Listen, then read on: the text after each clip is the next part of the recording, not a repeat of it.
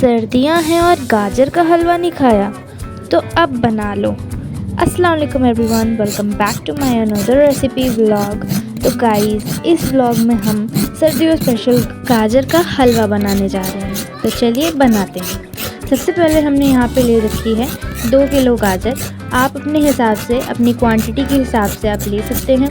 फिर उसके बाद हमने इसको अच्छे तरीके से छील लिया है। अभी सिर्फ छीलना है, इसके साथ कद्दूकस नहीं करना है। छिलकों को अच्छे से हटा करके उनको धो लेना है। यहाँ पे अपने गाजरों को धो लिया है। फिर उसके बाद हमें यहाँ पे इनको हमने निकाल लिया था एक प्लेट में। फिर उसके बाद कद्दूकस करने का टाइम आता है।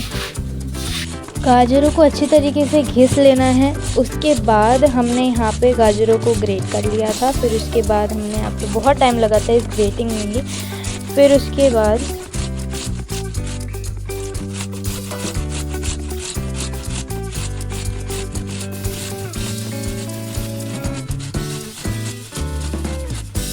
गाजरों को अच्छे से कद्दूकस कर लेना है। नहीं तो कुछ लोग यहाँ पर गाजरों को सिंपल काट करके फिर उसको उबाल लेते हैं दूध के साथ, पर हमने यहाँ पे कद्दूकस करने वाली गाजर का हलवा बना रहे हैं। ये हमारी कद्दूकस हो चुकी है, सारी गाजरों को हमने कर दिया था। फिर उसके बाद हमने यहाँ पे एक कढ़ाई लिया था। फिर उसके अंदर हमने डाला था 1 कटोरी घी, जो कि देसी घी था। फिर उसके बाद इसको थोड़ी देर के लिए मेल्ट होने देना है।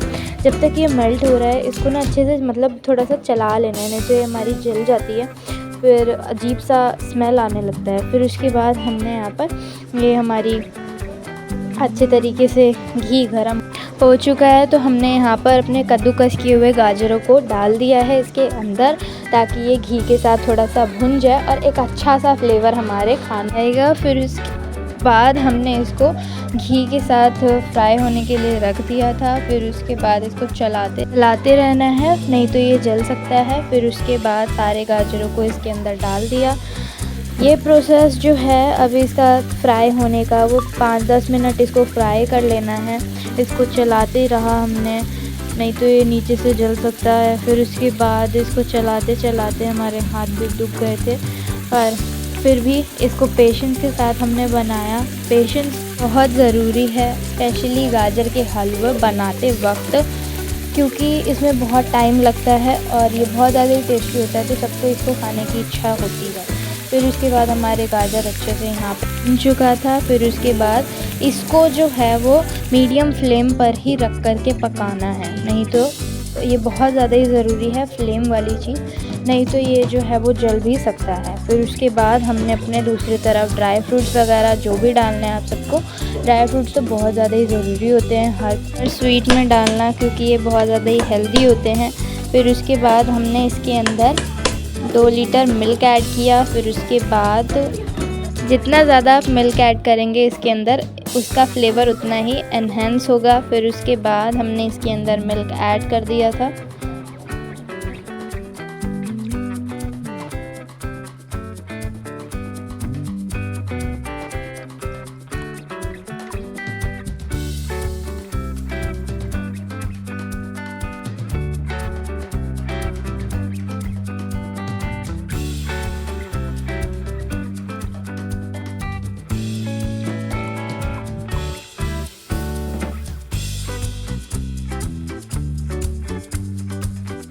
ऐड करने के बाद गाजर और मिल्क को अच्छे तरीके से फ्राई कर लेंगे। तक दूध रिड्यूस ना हो जाए तब तक हम इसको अच्छे तरीके से फ्राई कर लेंगे।